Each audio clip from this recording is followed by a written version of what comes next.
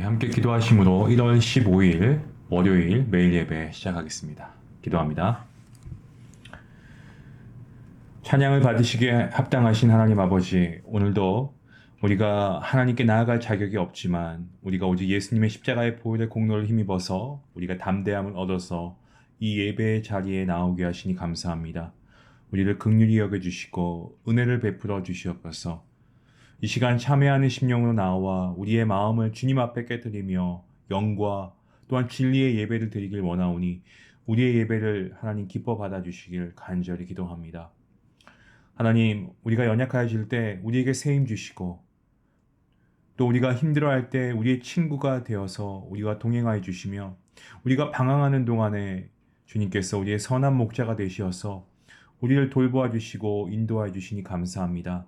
거칠고 험한 세상 가운데 살아가지만 우리의 생각과 판단이 너무나 부족하여서 우리는 하나님의 그러한 지혜와 하나님의 은혜가 필요한 자들입니다. 하나님께서 정말 우리의 발에 등불이 되시고 또 우리의 길에 빛이 되어 주심으로 정말 주님의 말씀을 의지하며 살아갈 수 있는 거룩한 주님의 백성들 될 수 있도록 하나님 함께해 주시옵소서. 예수 그리스도의 멍에를 맨 자가 되게 하시고 정말 주님 안에서 참된 평안과 안식을 누릴 수 있기를 간절히 기도합니다. 특별히 우리 사랑하는 중한 가족 가운데 몸이 약하여서 또 질병으로 인하여서 신음하고 고통하는 주님의 사랑하는 자녀 가운데 주님께서 함께 하셔서 아버지 그분들에게 주님께서 친히 찾아가 주시고 위로하여 주시고 치유하여 주시고 마음의 평강과 또 육적인 회복과 아버지 나음도 주님께서 허락하여 주시기를 간절히 기도합니다. 오늘도 예배하는 모든 자에게 하나님께서 주실 말씀의 놀라운 은혜를 사모하며 나아갑니다. 오늘도 이 예배 가운데 함께 하시고 주님 홀로 영광 받아 주시옵소서. 감사하며 예수님의 이름으로 기도합니다. 아멘. 찬송가 240장 함께 하시겠습니다.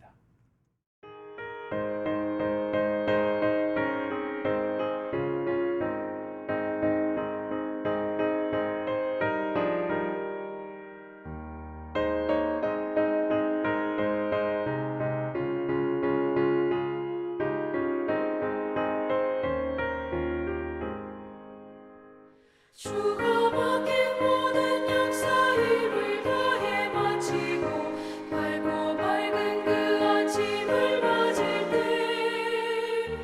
요단강을 건너가서 주의 손을 붙잡고 기쁨으로 주의 얼굴 뵈오리. 나의 주를 내가 그의 곁에 서서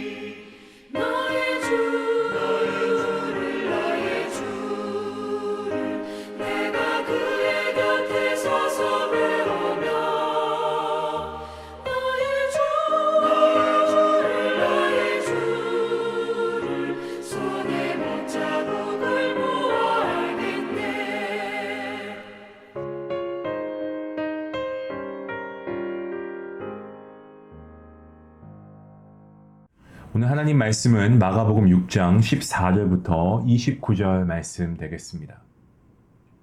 우리 함께 말씀 한 목소리로 읽도록 하겠습니다. 14절 말씀부터 함께 봅니다.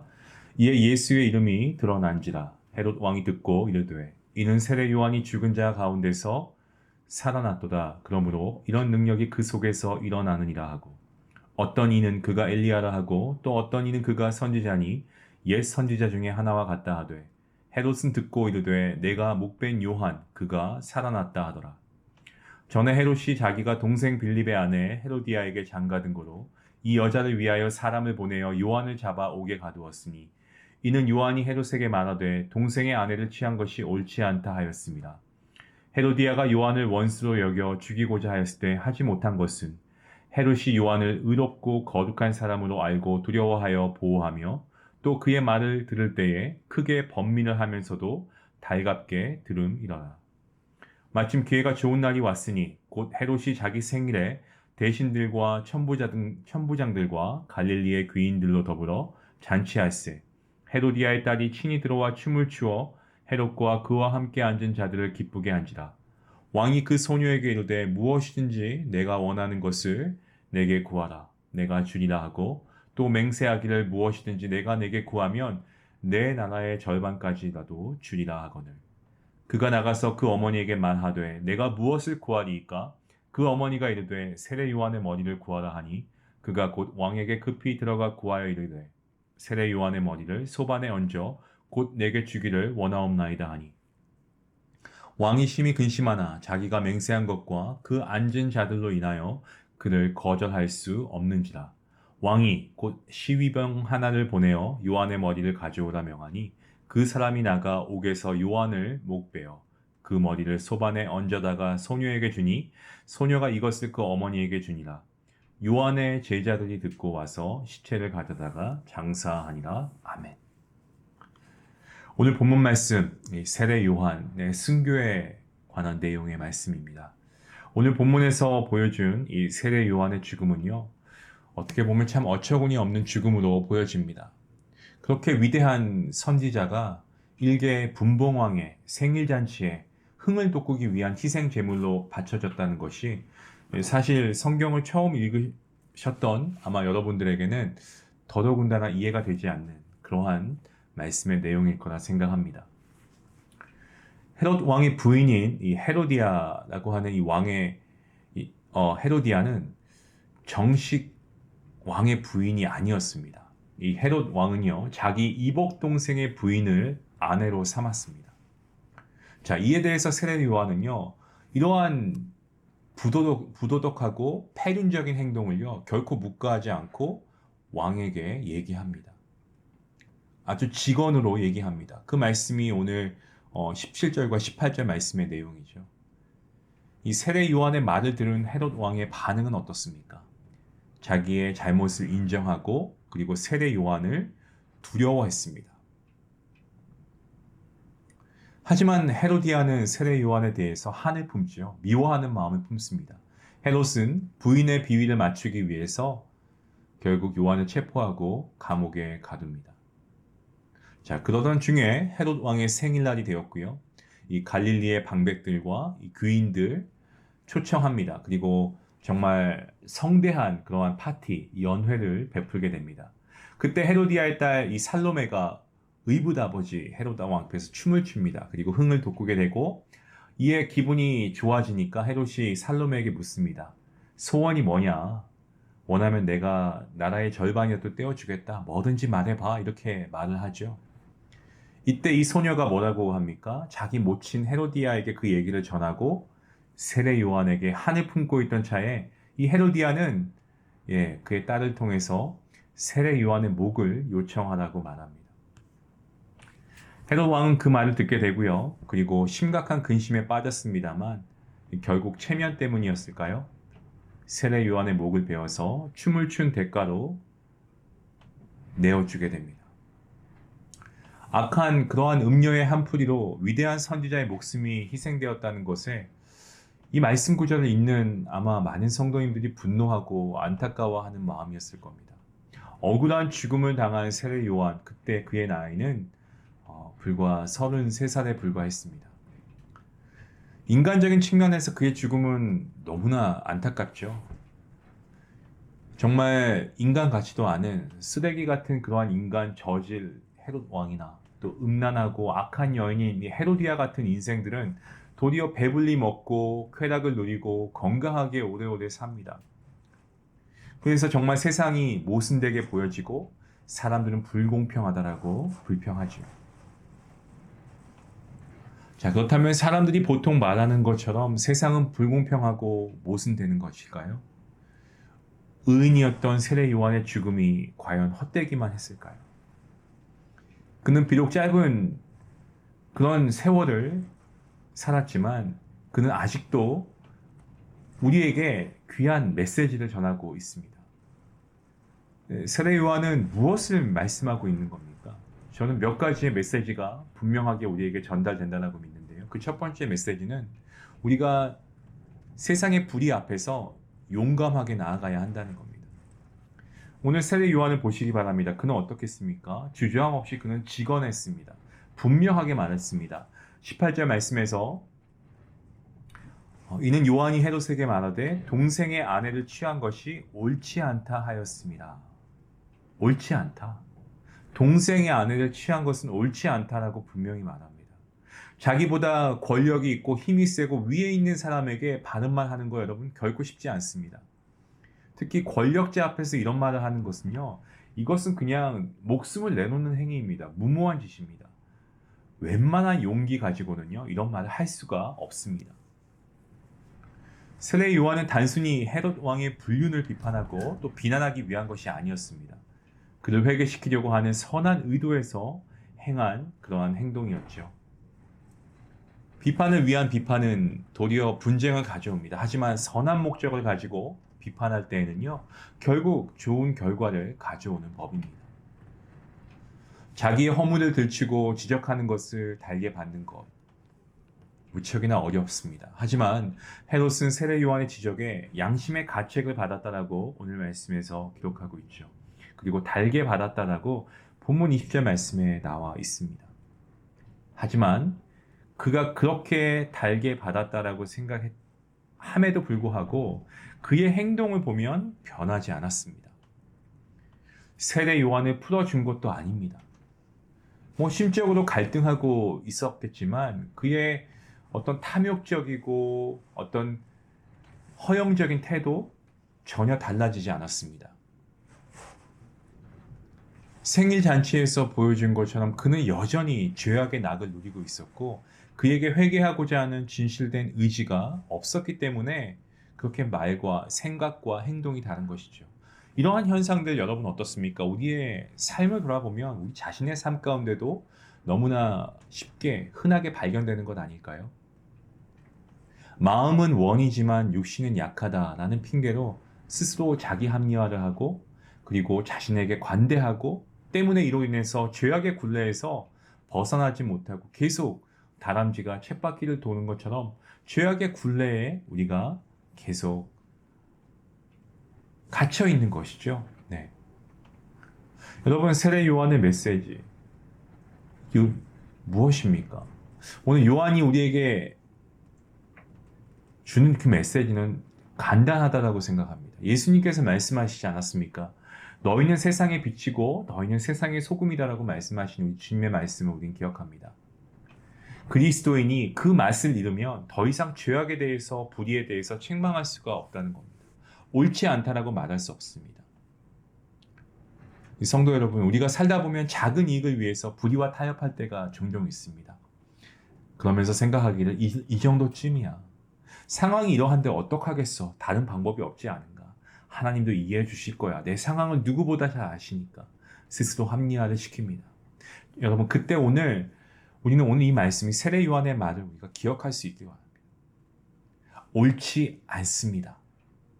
내가 그러한 불의를 행하고 있다고 하고 또 혹은 나의 주변에 어느 누군가 그런 행위를 하고 있다면 우리가 먼저 그를 위해서 기도해야 되겠고 그것이 정말 불의와 타협하는 모습이라면 우리가 용기를 내어서 정말 우리가 그 사람들을 위해서 어떤 권면의 말을 하는 것도 필요하겠지만 우리가 먼저 기도하고 정말 지혜롭게 우리가 반드시 그런 말을 해야 된다면 또 우리가 그런 말을 할 수 있는 용기가 있어야 된다라고 생각합니다. 하지만 그 누군가를 우리가 먼저 권면하기 이전에 내 자신부터가 먼저 불의와 타협하진 않는가?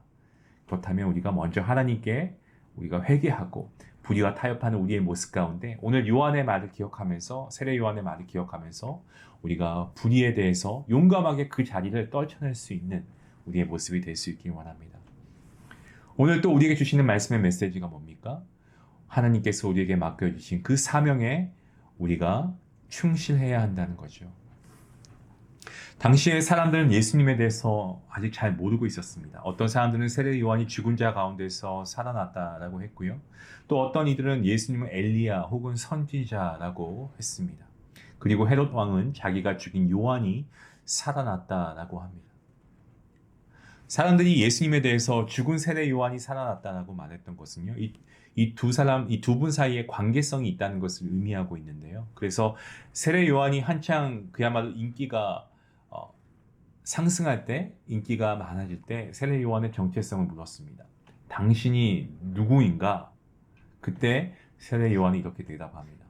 요한복음 1장 23절 말씀에 나는 선지자 이사야의 말과 같이 주님의 길을 곧게 하라고 광야에서 외치는 자의 소리다라고 그가 얘기하죠. 소리는 여러분 어떻습니까? 전달하고 나면 그 사명이 끝나는 것 아니겠습니까? 그 소리의 내용이 무엇입니까? 회개하라, 천국이 가까웠다라는 그러한 메시지였습니다. 그것은 곧 예수 그리스도의 오심을 의미하는 것입니다. 곧 주인이 오시는데 이 마당 쓰는 일을 하인이 하는 것처럼 세례 요한 자신은 예수님의 길을 예비하고 준비하는 자라는 그런 뜻입니다.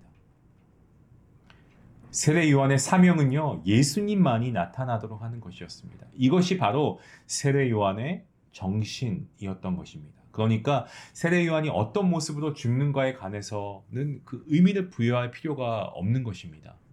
그가 어떠한 모습으로 순교를 당하든 그것이 중요한 게 아니고 그러한 자신의 모습을 통해 자신을 통해서 오직 주 예수 그리스도만 증거되어지면 되는 것이다 라는 겁니다. 그게 바로 세례 요한의 정신이었습니다. 예수님 믿고 폼나게 살고 싶다면 사명과는 관계가 없습니다. 세례 요한, 이 세례 요한의 정신과는 좀 완전히 상반되는, 좀 더 직설적으로 말씀드리면 세례 요한의 정신과는 아주 정면으로 배치되는 것이기 때문에 그렇습니다. 많은 성경학자들이 이야기하기를 세례 요한의 죽음이 예수님의 죽으심을 예표하는 것이다라고 보고 있습니다. 왜냐하면 그 과정이 매우 유사하기 때문입니다. 의로운 자가 불의한 자에 의해서 체포되고 구금되고 죽임을 당하고 무덤에 장사되어졌습니다. 그는 죽음에 이르는 과정에까지 사명이 무엇인가를 보여준 인물이었습니다. 여러분, 우리가 사람이 오래 사는 것이 중요할까요? 저는 어떻게 사는가가 더 중요하다라고 분명히 생각합니다. 세례 요한을 보시면 그는 비록 짧은 생애를 살다가 하나님 곁에 간 사람이었지만 자신의 사명에 정말 충실했습니다. 때문에 그의 이름이 저는 아름답게 기록되었다라고 생각합니다. 성도 여러분, 사명을 위해 사는 것은요, 좁은 길을 가는 것입니다. 그 길은 불편합니다. 어렵습니다. 거추장스럽습니다. 그래서 많은 사람들이 가지 않으려고 합니다. 하지만 여러분 믿으시길 바랍니다. 그 좁은 길은 생명의 길이고 영광의 길인 줄로 믿습니다. 여러분 바라고 소망하기는 정말 여러분 모두가 성도의 직분과 성도의 사명을 소중하게 여길 수 있기를 바랍니다. 히브리서 10장 38절과 39절 말씀에 이렇게 히브리서 설교자가 말씀하고 있죠.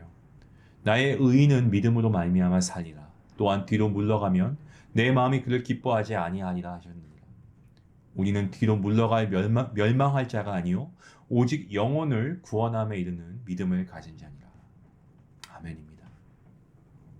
오늘날 사람들은 헤롯이나 헤로디아처럼 살기를 원하죠.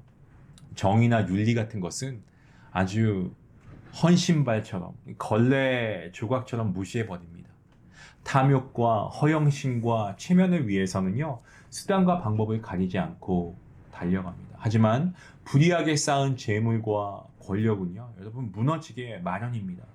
헤롯 왕은 결국 첫 번째 부인인 아라비아 공주의 아버지 이 아랍다 왕에 의해서 살해당하고 맙니다. 세례 요한 비록 짧은 생애를 살았습니다만 그는 정말 멋있게 살다 간 하나님의 사람이었다라고 저는 생각합니다. 그의 삶을 보면 오늘날과 같이 불의와 어떤 윤리적인 부패와 부도덕이 팽배한 이러한 세태에 정말 믿음을 지키며 의롭게 살려고 하는 그러한 크리스찬들에게 큰 위로와 용기를 주는 그러한 오늘 말씀의 메시지가 아닌가 생각합니다. 예수님은 세례 요한에 대해서 이렇게 말씀하셨습니다. 마태복음 11장 11절 말씀에 내가 진실로 너희에게 말하노니 여자가 낳은 자 중에 세례 요한보다 큰 이가 일어남이 없도다. 사랑하는 중앙가족 여러분, 세상은 폐륜과 불륜과 음란과 정말 방탕함과 한탕주의 그렇게 흘러가도 너희 믿음의 사람들은 그렇게 살지 말라고 말합니다. 이것이 바로 성경에서 말씀하고 있는 겁니다. 우리는 불의에 대항해야 되고요. 정말 의의 바른 길로 걸어가야 할 줄로 믿습니다. 세상은 자기를 위해 수단 방법 가리지 않지만 믿음의 사람들인 성도는 자기의 자리를 지키면서 사명을 감당해야 한다는 것을 오늘 우리에게 말씀하고 있습니다. 그렇게 하는 것이 손해가 되고 힘이 들고 고통스럽다 할지라도 여러분 우리는 그러한 믿음의 길을 걸어가야 할 것입니다. 그렇게 할 수 있는 방법이 무엇입니까? 히브리서 12장 2절의 말씀처럼 오직 주님을 바라보는 겁니다. 믿음의 주요 또 온전케 하시는 이인 예수님을 바라보는 저와 여러분 모두가 될 수 있기를 주님의 이름으로 간절히 축원합니다. 기도하시겠습니다. 하나님 감사합니다. 오늘 말씀을 통하여서 우리가 귀한 믿음의 도전을 받습니다. 세례 요한의 죽음이 정말 세상 사람들이 보기에는 아니 사실 성도인 우리의 눈으로 보기에는 안타깝고 좀 비참해 보이기까지 합니다. 하지만 그의 죽음은 결코 헛된 죽음이 아니었고 오실 주님을 예비하는 그러한 정말 영광스러운 죽음이었고 또한 아버지 그의 모든 사역과 죽음까지도 정말 주님의 영광을 나타내는 아름다운 것이었음을 우리가 보게 됩니다. 하나님 우리가 세상을 살면서 우리는 작은 불이익에도 우리가 이것이 나에게 유익이 되지 않고 나에게 손해가 되면 그것이 두려워서 우리가 의를 행하기보다는 불의와 타협한 적은 혹시 없습니까?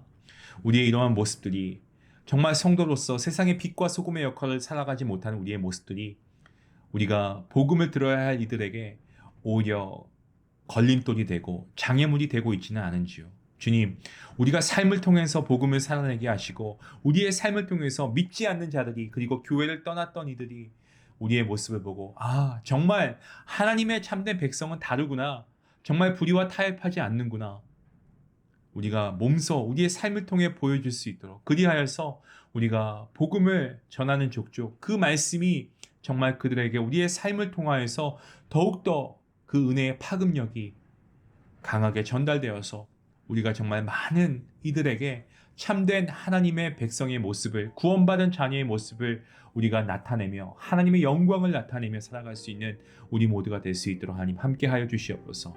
오늘도 우리와 함께 하신 주님께 감사하며 오늘도 우리를 지키시고 보호하시는 믿음의 주이신 온전케 하시는 주님을 바라보는 우리 모두가 될 수 있길 간절히 바라옵고 이 모든 말씀 예수님의 이름으로 기도하옵나이다. 아멘. 말씀 생각하시면서 우리 주님을 바라보시고 우리가 정말 거룩하게 우리가 정말 거룩한 백성으로 이 세상을 향하여서 우리가 불의에 대항하면서 의의 바른 길로 걸어갈 수 있는 우리 모두가 될 수 있길 원합니다. 같이 말씀 생각하며 기도하시겠습니다.